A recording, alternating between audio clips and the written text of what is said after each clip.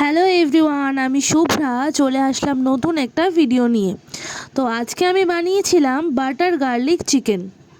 তো butter garlic chicken বানানোর জন্য আমি নিয়েছিলাম 300 গ্রাম চিকেন, নিয়েছিলাম 1 চামচ আদা বাটা, 1 চামচ রসুন বাটা আর একটা ডিম, আর দিয়ে দিয়েছিলাম 2 চামচ, বড় চামচের 2 চামচ কর্নফ্লাওয়ার, আর দিয়েছিলাম একটা মিডিয়াম চামচের 1 চামচের মতো সয়া সস।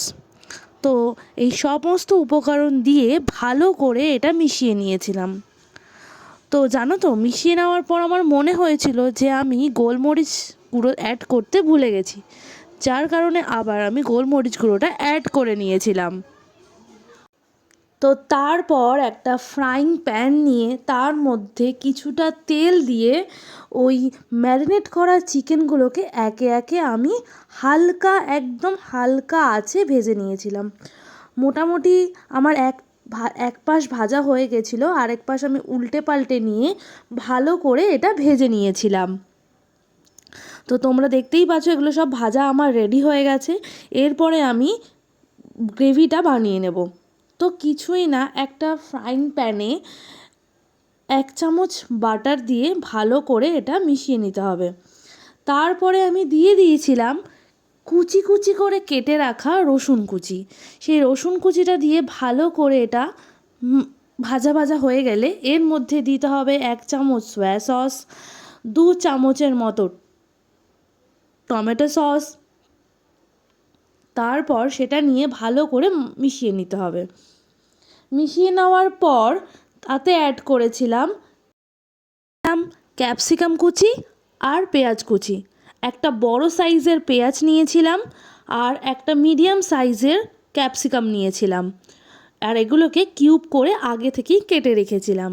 তারপর এটা ভাজা হয়ে গেলে এর মধ্যে আগে থেকে আমি 1 চামচ কর্নফ্লাওয়ার বাটিতে গুলে রেখেছিলাম, সেটাই আমি এখানে ভালো করে মিশিয়ে নিলাম।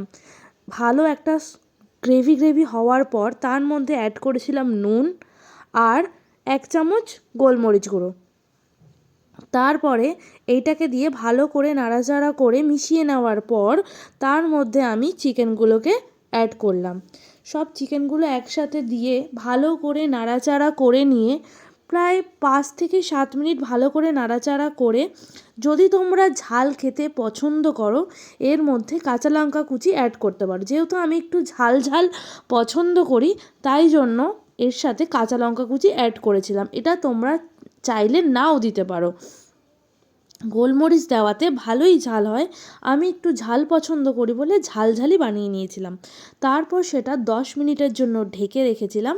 আর দেখো, আমাদের বাটার গার্লিক চিকেন রেডি হয়ে গেছে। তোমরা এটা বাড়িতে রুটি বা নান বা রাইসের সাথে ট্রাই করতে পারো, খেতে জাস্ট দারুণ হয়।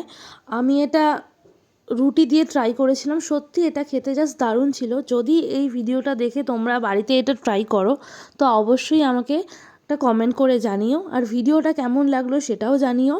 আর এই চ্যানেলে নতুন হলে পেজটা ফলো করে দিও। দেখা হচ্ছে নেক্সট কোনো ভিডিওতে।